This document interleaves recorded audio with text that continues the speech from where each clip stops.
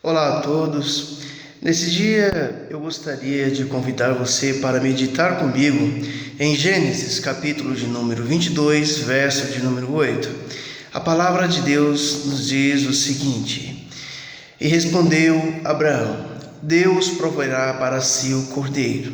E caminhavam ambos juntos. Eu quero dar um título à nossa mensagem nesse dia, e o título é Entre a Fé e a Razão. Queridos, alguns momentos da minha vida eu procurei entender o que significava ali no Evangelho de João, o capítulo 3, verso de número 16. Qual a profundidade daquele versículo? O que aquele versículo queria nos dizer?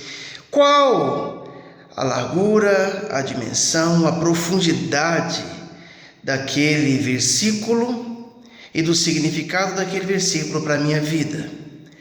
E quando nós vamos fazer um paralelo entre João 3,16 e o episódio registrado em Gênesis capítulo 22, nós podemos, à luz da palavra de Deus, compreender de fato o que significa a fé e a razão. Então vejamos, a Bíblia Sagrada começa nos dizendo no capítulo 22 que depois dessas coisas, mas depois de quê? Então percebamos o contexto que um tempo antes, Abraão tivera um grande problema familiar. Sara, sua esposa, era estéril, e aquela mulher vai aconselhar então seu marido a ter um filho com a sua empregada Agar. Acontece que Agar, ela fica grávida e ela vai dar a Abraão um filho chamado Ismael. O clima fica um clima tenso dentro de casa. E depois de algum tempo, o Senhor Deus vai cumprir a promessa que havia feito a Abraão 25 anos atrás. Abraão agora era um homem de 100 anos de idade. E ele então tem o privilégio de se tornar pai.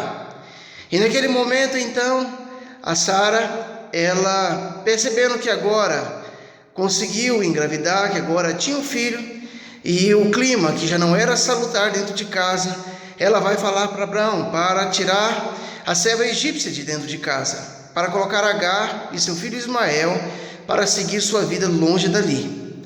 Algum tempo depois, Abraão também vai ter ali uma situação conturbada e com Abimeleque. E naquela ocasião os dois fazem uma aliança. E naquele instante Abraão vai jogar na cara de Abimeleque que havia uma contenda entre as pessoas que representavam Abimeleque e os servos de Abraão. Percebamos que eles fazem ali uma aliança. Abraão vai oferecer 7 cordeiras como um sinal de uma aliança feita entre os dois. E passa-se tudo isso, acontece todos esses episódios, quando Abraão, então, num determinado dia, ele vai escutar a voz de Deus. Agora, Isaac, seu filho, já era um rapazinho.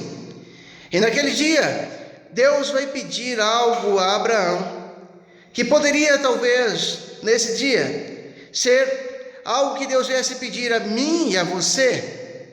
Então, alguns anos se passaram, e Deus cumpriu, então, a promessa. Abraão estava agora podendo curtir a realização da promessa, o filho prometido, aquilo que ele tanto esperava, que ele tanto almejava na vida. Então Deus lhe dá. Ele agora tem o seu Isaac, ele agora tem o seu filho.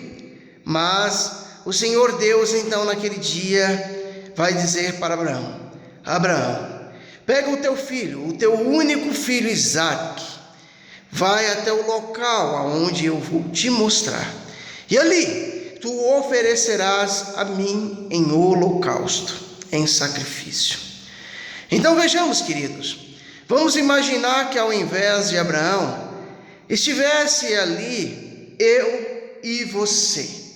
Durante anos na sua vida você orou a Deus, durante anos você pediu a Deus algo, e enfim Deus, Ele resolve responder a sua oração e lhe conceder aquilo que tanto esperou, aquilo que tanto desejou, aquilo que é a realização de um sonho. E Deus enfim te dá a promessa Deus, enfim, cumpre na sua vida a promessa. Seja, talvez, um filho, a cura de alguém na sua família, a realização da aquisição da casa própria, o automóvel tão sonhado, o emprego tão almejado, enfim, aquilo que você sonhou durante uma vida inteira. E Deus cumpre agora essa promessa e agora vai lhe conceder aquilo que você tanto desejou. Mas chega um momento em que Deus agora vai te pedir aquilo que você tanto ama, aquilo que o seu coração tanto ama. E Abraão escutou isso de Deus. E Abraão, naquele momento então, ele resolve pegar 2 empregados, 2 servos dele. Ele pega ali um jumento, ele vai albardar aquele jumento, e ele vai seguir então até o local onde Deus havia indicado. E Abraão segue. São 3 dias de jornada até o Monte Moriá. E a Bíblia Sagrada vai nos dizer que ao longe ele avistou aquele monte.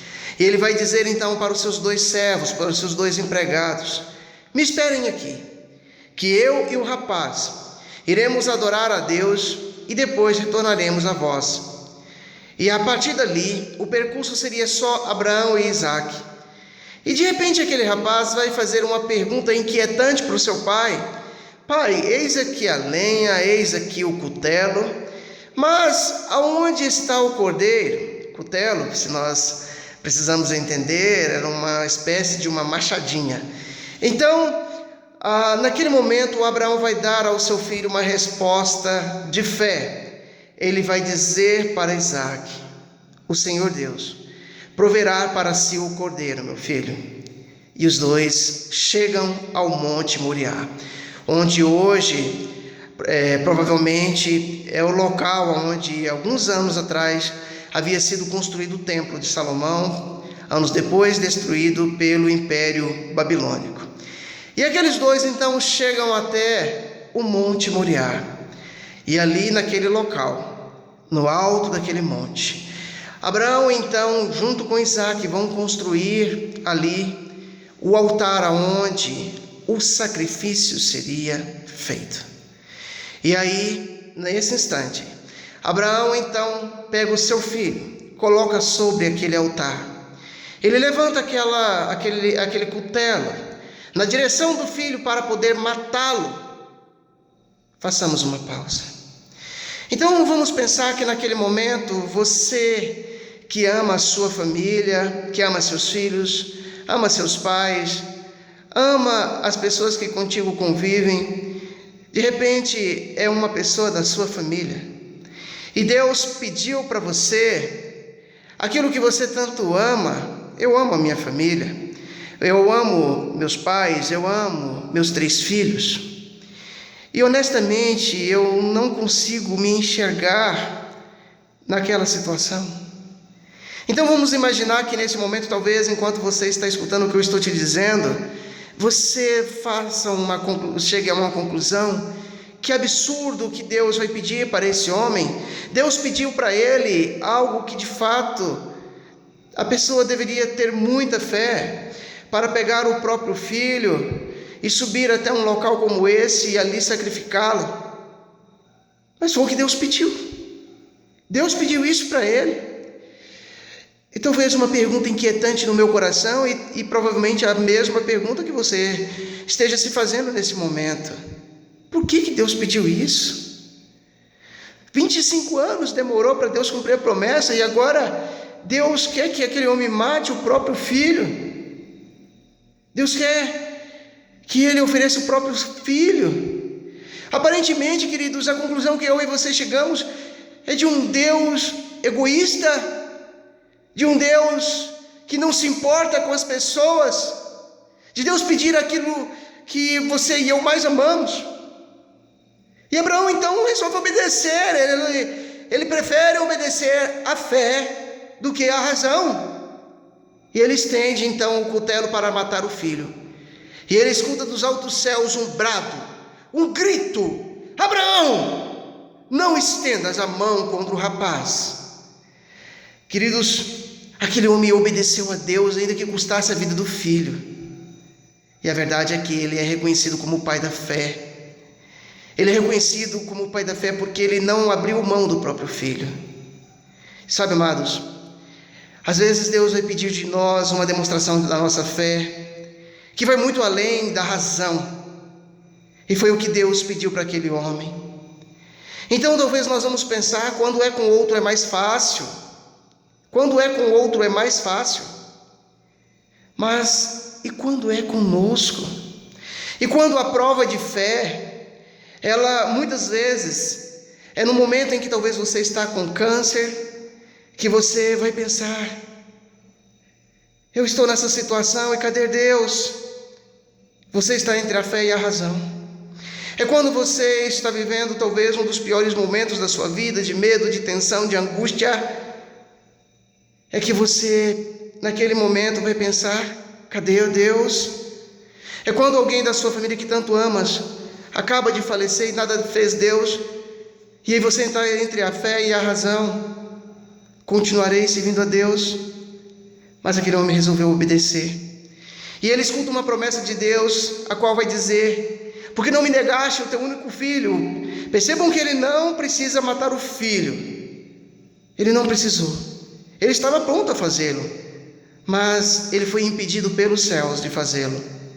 E naquele momento, o Jeová Jireh entra em ação. Naquele instante, naquele monte inabitável, eles olham para os arbustos e eles veem ali um cordeiro preparado, preso pelos chifres, pronto para o sacrifício. Aquele cordeiro morreu no lugar de Isaque. Aquele cordeiro.